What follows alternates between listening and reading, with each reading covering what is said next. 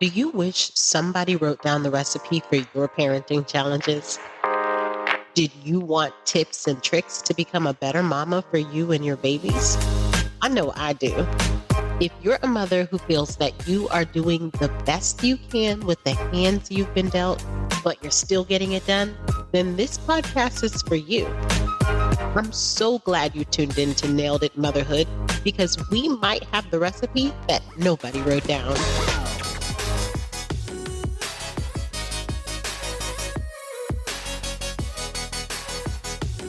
Welcome back to another exciting episode of Nailed It Motherhood Podcast. I am your host with the most, Tamara Eldridge. Listeners, I cannot thank you enough for being faithful and being there for this baby of mine, Nailed It. I am so appreciative of all of your comments, of all of your suggestions and recommendations for guests. So I have to say, before we jump in, if anything in today's conversation resonates with you, if it reminds you of your journey, if it inspires you, please go ahead and like, share, follow, leave a review.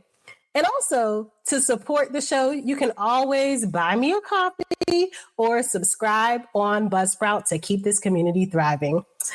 Now, enough about me and the baby. Today, we have a special guest, a woman who wears many hats, and she wears them all with grace.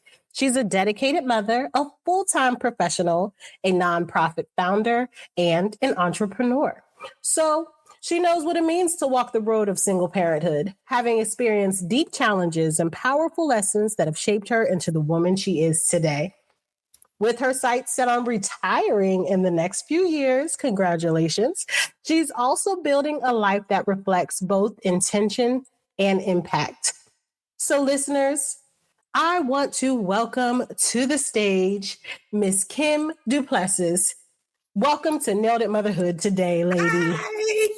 Hello. I am so excited that you're here with us today. I'm super hyped about what you have to say because you are a wise woman on our show today. So thank you for joining us. Thank you for having me. It is not a problem. Before we get into your personal parenting journey, and even before we share your bio with our listeners, because they want to know who you are, I have to do my episodic tradition, which is to share my Tavi tale today. So, as a performer, I am very, very, very excited that Tavia is one that loves to sing, that she's very talented and gifted with acting and all of these things. And I'm trying to really push her into her confidence when it comes to singing. So we do a lot of car concerts. And we are, listening to some of the new gospel artists, one of them being Jordan Welsh, who is from Pittsburgh, Pennsylvania. And, because we live in Pittsburgh, we have to shout her out and make sure we're really supporting her music. Tavia loves the album. So I've been teaching her, this is when a lead sings, this is when the chorus sings, and we go hard.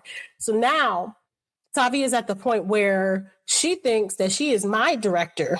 And she gets to tell me when I can sing and when I cannot sing. So we'll be in the car and we'll be singing. And one day she told me, this is the part you sing, Mom. This is the part you sing.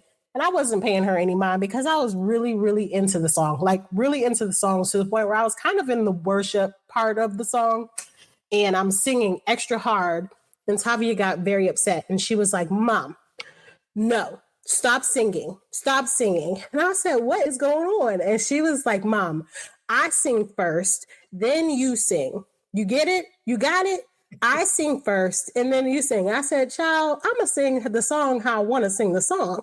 And so I continued to sing. And then she was like, Mom, I told you I'm first. I'm the lead. You sing after me. And in my head, I'm rolling my eyes deep because I'm like, okay, David Ruffin, all right.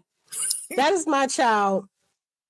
She is the boss. She thinks she's my manager. She thinks she's my director. She thinks she's my mother.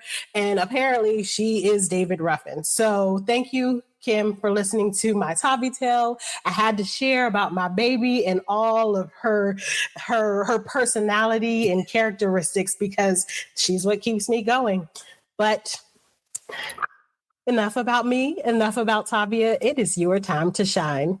So I would love to read your bio so that we can get into your herstory segment and hear a little bit about your personal parenting journey. So, listeners, here she is.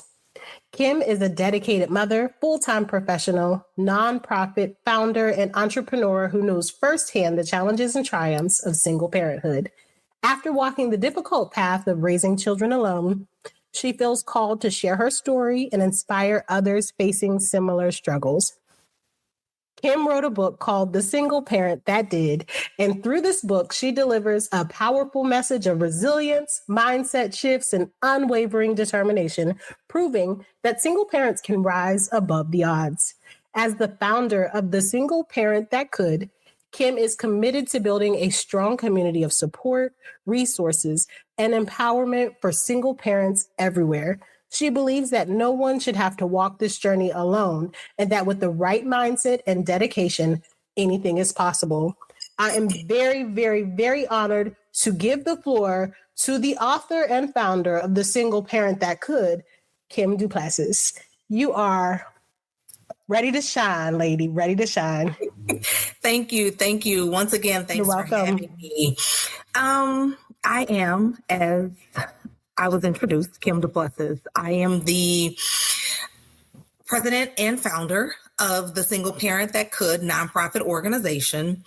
And I am also the author of The Single Parent That Did. This is the actual book you can find on Amazon. That book gives you a little bit of my story, but it's there for encouragement, motivation, inspiration to let you know that as a single parent, you are not alone and you can do it.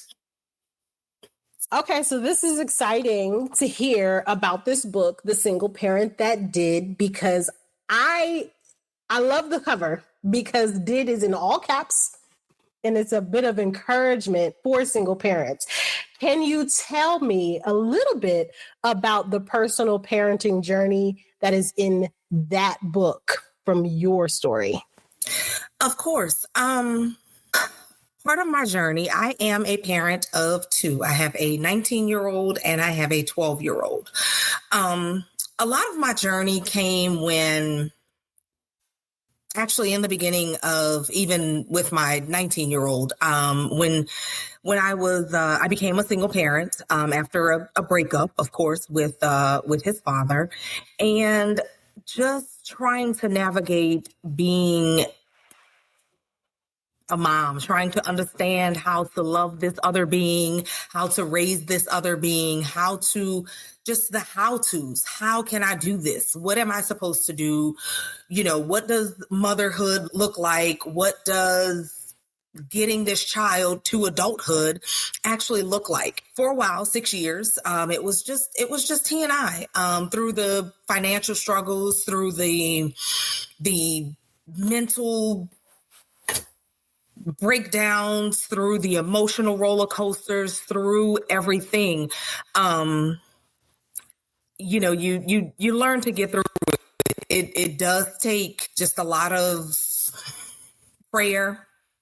It's hard. I'm not telling anyone out there that it's easy to be a single parent, but some of the things we have to focus on that are important to us, which is ourselves, our kids, versus focusing on the negatives of who's not there, who's not doing their part, who has moved on in relationships, who we expect to be there versus who is there assisting us, helping us, doing those type of things. I think if we come out of the negative mindset and focus on the positive and again, what's in front of us, then it makes that journey a lot easier for us. In my second go round, which is with my 12-year-old, that one was an actual it was a breakup, but it was a divorce at that point. And it was a bit harder. I mean, I thought it was going to be different from the first time. When we think marriage, we think long time partnerships, things like that. Of course, that did not happen. And kind of the same thing, even though I'm not going to say the journey was easier, but it was a journey that I had already walked. So I was able to get through it once again, not making it any easier, but still able to just get through what I needed to get through to make sure that I loved that, that human being, that person that I brought into this world, that child that needed love, that needed mom, that needed nurturing, that needed to be cared for. And just knowing that it can definitely be done with help and assistance from others, with caring parents, with the village, with the community, with neighbors, teachers, anybody that, is willing to listen to your story and willing to assist you and not be biased or not be judgmental. I would definitely say allow those people to be a part of you and your child's life. It makes it a lot easier. It makes the road not as rough. It's still rough, but it helps you get through those trying times. And on top of that, with having all of them and everyone else, it takes a lot of prayer. It takes a lot of faith. You'll go through a bunch of storms, but trust me, at the end of that storm, you'll see the light, you'll see the rainbow, and you just have to believe. I love that. It definitely sounds like you are a faith-based woman. I heard that you went through your first breakup and you handled that with a lot of prayer. And you're talking about just believing. So I know that probably was one of your self-care practices, just trusting and believing and hoping and having that faith that all things were going to work together for your good. But I do want to know, can you share a little bit about the complexities of having this child who you have to love, but also going through this breakup, who maybe you thought you were going to be loving this person forever? How do you, as a person, how are you able to pour out that love when you feel like all of this love that you poured out with the relationship didn't work out as well? It actually is not even a long, drawn out answer to that. The part with that is, once you realize you have to heal from the past, it makes your future a lot easier. Yes, it hurts. Yes, there are times that you wish upon a star, you want or you hope that relationship would have lasted. But, I am a firm believer that everybody's placed in your life for a season and sometimes for a reason. And going through those seasons, you have to learn yourself how to heal. Once you heal from the pain that was caused, because as they say, love hurts. Once you heal from that pain and that trauma, then you're able to focus on, like I said, what is important: yourself, your child, loving yourself, loving that child, and just making sure that you can move forward. Absolutely. Absolutely. So I had a question that was arising, but I feel like you kind of answered it, but I am going to ask it just so we can, recap that statement. You talked about your village and thinking about people that you were expecting to be a part of that support system versus people that ended up being a part of your support system. Were there places that you totally did not expect people to be a part of the village that were the most supportive in your life? Yes, because people never know what the other person is going through. But to be honest, and this is explained in my book, where reaching out for help and asking for help, I felt I was attacking myself personally. I was thinking that, by asking, I'm failing my child, I'm failing myself. And In the book, it's written that, in all honesty, you have people out there that are willing to help as long as they know your story. I kept it from my parents for a while. It wasn't until I wrote my book that my parents knew of some of the things that I actually encountered as a single parent. So with that, I definitely recommend that everybody open up, like I said, whether it's to neighbors, teachers, mentors, counselors, people in church, even your parents. But I do also know that everybody does not have the relationship sometimes with those parents and things like that. But you never realize that the stranger is always the closest and the quickest one to be able to help you, or be willing to, lend that helping hand. So definitely reach out to your community, to your neighbors, to, and you don't have to tell everybody your story, but there are a lot of people out there that may be going through the same thing, that may, know somebody that can assist you. So, as they always say, a closed mouth don't get fed. So you definitely want to share your story, definitely get out there and ask for help, whether it be through organizations in the community, like I said, mentors, churches, counselors, just school, the teachers, the nursery where your kids go to. You definitely want to make sure that, if you need something, then ask. Right. Absolutely. I am a huge advocate for community, which is a large part of why I created this podcast. Because for me, I was seeing people that were going through these storms and these traumas, and they weren't telling anybody about it. And then they went through it, came out of it, and you would never know that, the fire had passed their way. So they're like, there were no scars, but you're listening to them talk and you're like, you made it through that? Wow, you need to share that, because I heard down the street that this person was going through that, or this person is currently going through something like that, and they need to hear your story. So I appreciate you for putting your story in writing. Let's talk about what encouraged you to write the book, and when did you write the book? Because you are still a single parent. You have a 12-year-old and a 19-year-old. You're in the thick of it. So when did you decide, I'm going to write this book? I'm going to put my words out here. Actually, the start of my nonprofit, which is The Single Parent That Could, is actually what encouraged me to write this book. The Single Parent That Could is a nonprofit organization that assists single parents. That was founded in 2023.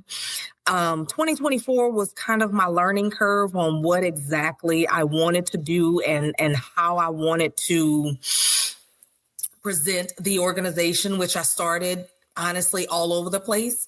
And then I landed on the fact of me being a real estate agent. So what I do is I want to assist single parents with becoming first-time home buyers. So that is really the biggest program or part of my nonprofit organization. So in the beginning of this year, maybe first quarter, is when I decided to write my book. And I know there are parents going through the storm, don't know where to turn, who to turn to, what to do, how to do it. We forget about self when we have kids. And that was one of the biggest things with me, forgetting about self. Just making sure that the kids had everything. Whether we have a dingy shirt on, a pair of socks with holes or whatever, those kids are always going to be neat, clean, brand new socks, fresh diaper, fresh under, whatever they need, and it's just like I said, a book of a portion of my story, but also just to let us know that regardless of what we're going through, this too shall pass. This storm will eventually end, but it also gives, just different perspectives from going through being a single parent to, your mental health, how to seek assistance and counseling. There are free programs and things for that. How whether we want to do it or not, how important co-parenting is when it comes to the kids.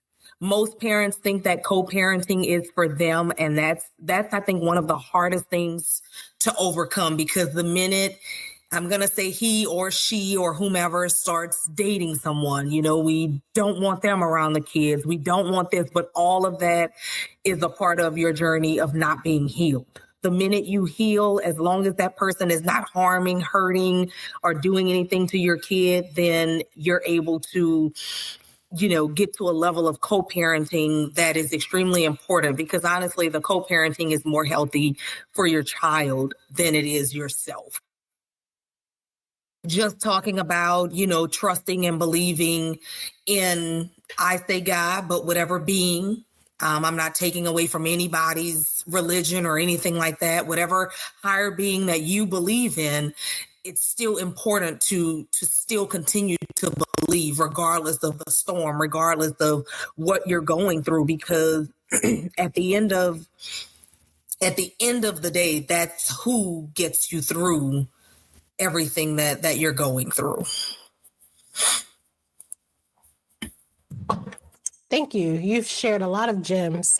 And I want to go back to the co-parenting piece, because I believe that what you shared about making sure that you're healed so that you can really truly appreciate the co-parenting resource is what it really is. Like, the kid needs both of their parents, and take advantage of that.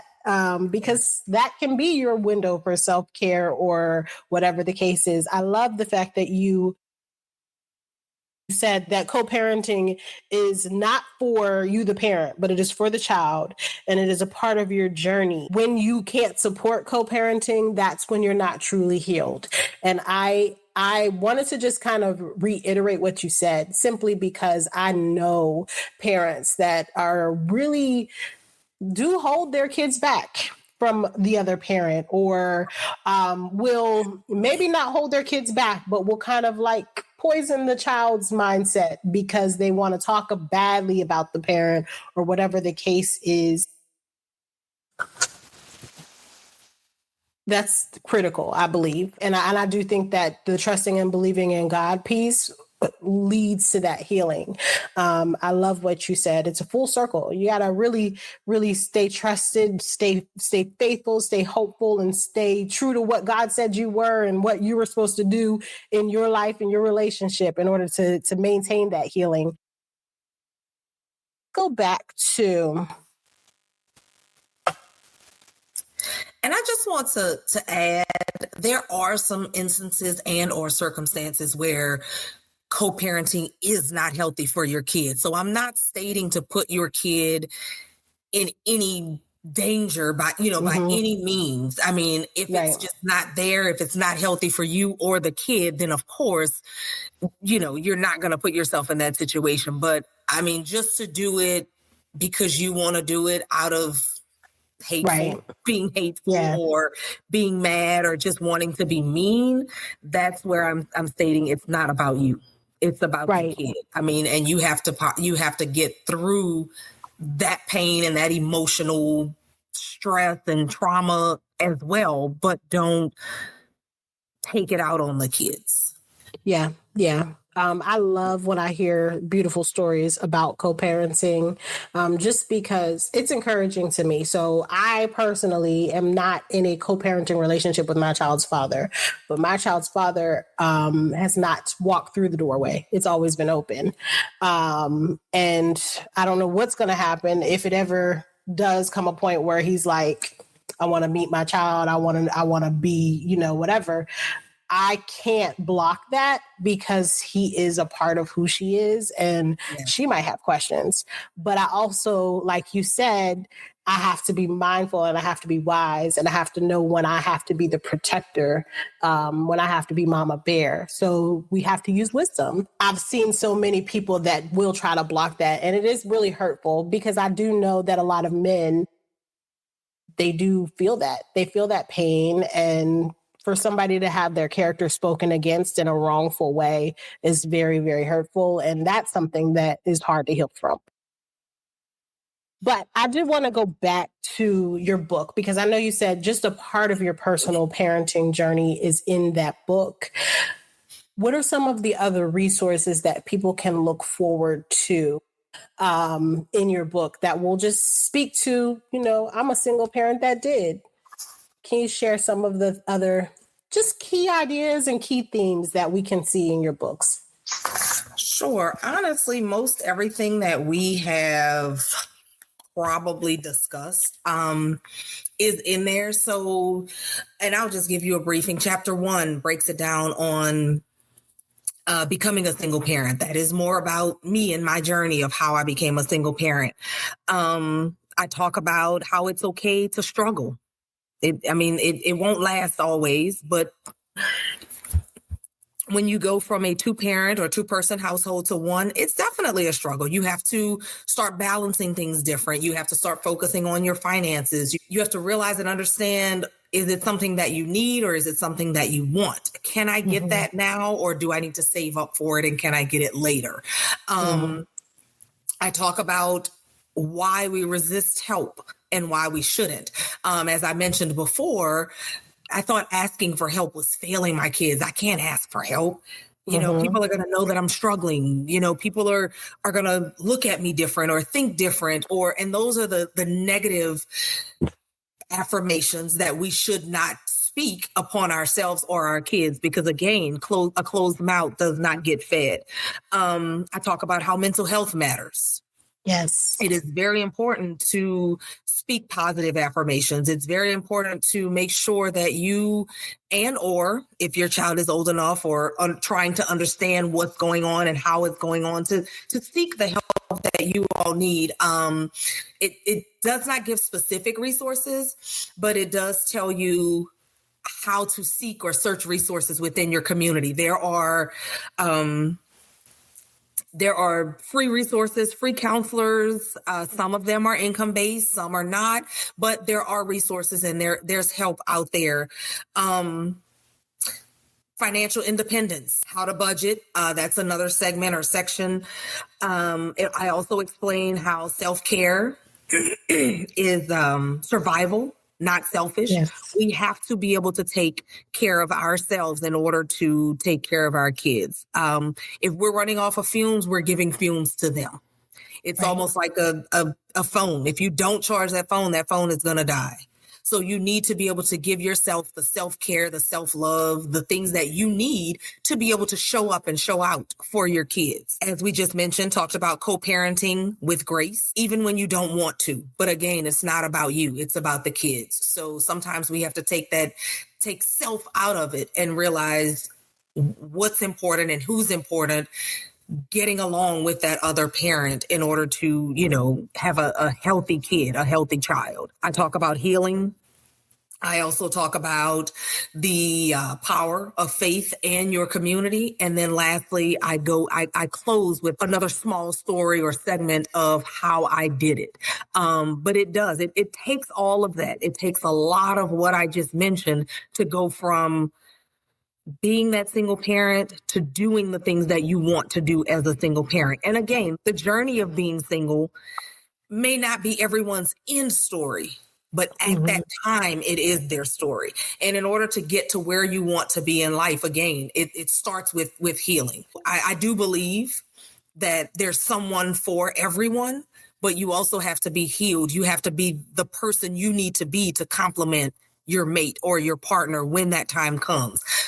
So as you travel along that journey of being a single parent, just think about those touch points that I just talked about, to be able to heal, to be able to give yourself self-care, self-love, to co-parent positively and healthy and things like that. And again, just have that faith in that higher being or that higher dimension that you, in whatever religion you are, decide to pray to praise, to talk through, to just allow them to guide you to where you need to be. And yes. I also have a 30-day journal at the end of the book as well. It allows you to say what you did for yourself, write down positive affirmations that you want to just tell yourself on a daily basis. And it kind of just gets you through some of those hard times. Awesome. I definitely will be going to look for this book after we get off the call. It sounds very, very critical. What I'm hearing is that you can be a single parent and you can still be whole. And that's what I love about this book. There are tips and tricks on how to practice self-care, how to love, but also how to love yourself so that you can be a better parent. I love it. I'm very excited about this book, and thank you for putting it out there. I love the fact that you initially started your journey with the real estate perspective, because there are a lot of single parents out there that want to move to that next level and who want to be homeowners, but they don't know how to get started. So we need resources like you. So I thank you for being someone who walked down that journey. And from that, this book has come about and blossomed into something that's very necessary as single parents. Sometimes we do get defeated. Now I'm in a relationship and he's been here for most of Tavia's life, but life's anything could happen. So I appreciate this book. I definitely will be ordering it next once we get off the call. I appreciate it. Hey, and trust and believe. We'll make sure that we put the link in the comments so if other people can just have easy access after they hear your powerful story, they could just go ahead and click and go ahead and purchase that book. So now I think it's time that we play a game. What do you think, Kim? All right, let's go. Let's do it. We are going to jump into tea time. And while I pull up my clock, I'm going to explain what tea time is for us all. Tea time is a game of rapid fire. I have a bucket full of questions. Some of them are deep. Some of them are just for fun. But we are going to have 3 minutes on the clock so that we can ask him these questions and get to know a little bit more about who she is. So, Kim, are you ready to play the game? Let's go. Awesome. I want to make sure that you can see the timer so you know I'm not cheating you. So 3 minutes on the screen and we are ready to begin. First question. What's your dream vacation spot?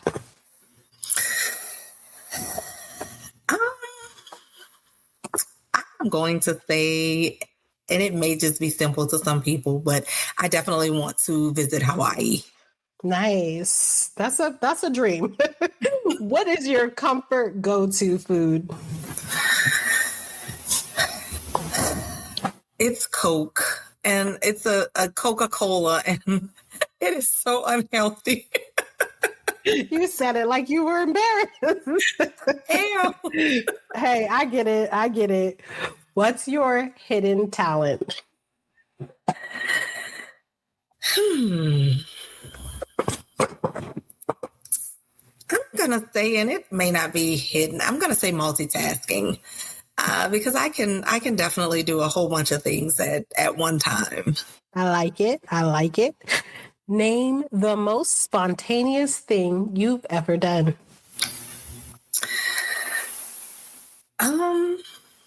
Zip line. Yes. If you could instantly master any skill, what would it be? Realistic or just anything? Anything. It's on you. It's your answer. Flying. Flying. That's awesome.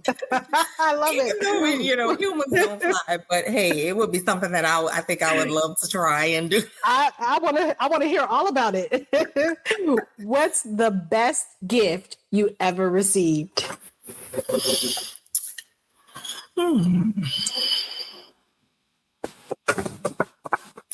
Anything. I would probably say, I don't know, maybe some roses, some food. I'm not picky. So you're a simple lady. I love it. What's the most ridiculous fear you've ever had? Bugs. I can't stand them. Creepy crawlers. You meant that. Oh, yes. With everything in me, I meant that. You sure did. I was like, okay, me too. What's the worst piece of advice you've ever received? Probably to shut up and don't say anything. Yeah. I might have heard this answer already, but what's your guilty pleasure? I don't know. Next. What pet peeve will you never get over? Oh.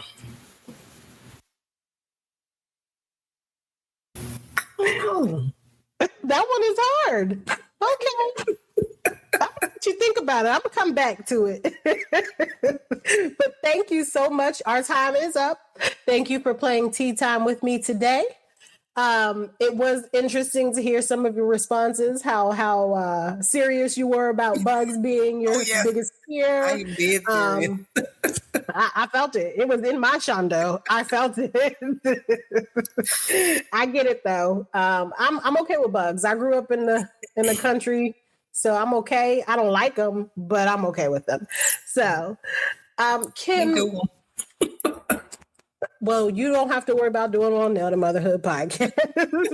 But I do want to give you the opportunity to share any last encouraging words or inspiration for our listeners. I know you have a whole book, so you probably can pull from them. But if anything jumped at you today when you were sharing your story and you just want to encourage our listeners with, I would love to give you back the microphone. Definitely.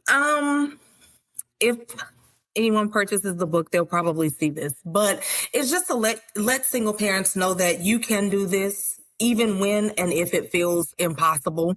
There is always light at the end of the tunnel. Yes. I love that. And I need that sometimes. I promise you, there are days when I'm just like, I don't know what I'm doing. I can't, not today. So I appreciate that. I'm going to replay that whenever I need to hear it. What's next for you, and how can listeners connect with you? What is next? I'm just continuing to work within my nonprofit and continue to give back to the community. Listeners can connect with me via social media platforms. You can find it at The Single Parent That Could on all social media platforms. Awesome. So I will make sure to have links to that in our description of the show. So if you would like to connect, also if you would like to purchase the book, The Single Parent That Did, the link will be in the description as well. So please stay connected with Kim. Before she goes, I have 3 questions that I always ask all of my parents. So I want to ask Kim the same. Kim, is parenting hard? I'm going to say yes and no. It just depends on how you take that bull by the horns and you run with it. Of course, in the beginning, when I had my first, I was like, this is going to be hard. How am I going to do it? And then once you realize that, you can love these kids, you have to love these kids, you do it. It gets a little easy, but it's rough. So it is hard, but then it's not. I like that. It is, but then it's not. Yes. But are they still standing? They are. Yes. Awesome sauce. What do you want to proudly tell our guests today, since your children are still standing? That this mama is nailing it. Nailing it. I love it. You said it with confidence, and I know you are nailing it. I appreciate it. Listeners, if you like this episode and you want to hear more personal parenting stories like Kim's, subscribe to my social media, Nailed It Motherhood Podcast on Instagram, Facebook, and YouTube. And don't forget to follow us on your favorite podcast platform. Also, remember that you can be a guest on the podcast too. And dads, we love hearing your parenting journeys as well. Join our guest list for season 3 by completing a guest application. The link is in the description. We welcome your questions, comments, and your ideas, and we certainly hope to keep the conversation going. Until next time, keep on doing what it is you do. Smooches. You're listening to Nailed It Motherhood Podcast.